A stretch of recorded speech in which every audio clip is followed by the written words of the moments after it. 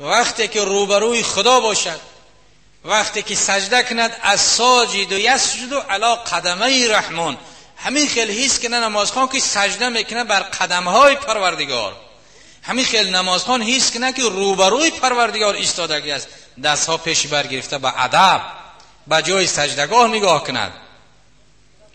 در حالتی که بنده این طرف او طرف نگاه کرد، خداوند جل جلاله میگه که یا ابن آدم الی من تلتفت، ای فرزند آدم تو به کجا نگاه میکنی؟ الی خیر منی، آیا از من بهتر خدای هست؟ از من دیگر آفریدگاری هست که تو به این طرف او طرف نگاه میکنی؟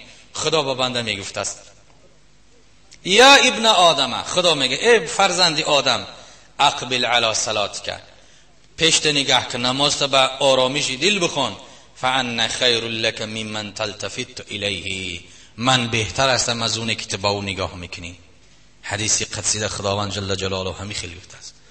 از این رو نگاه کردن به راست چپ و بالا پایان نشانه سیاهی و غفلت دل همون مسلمان است، اون نمازخوان هم نیست.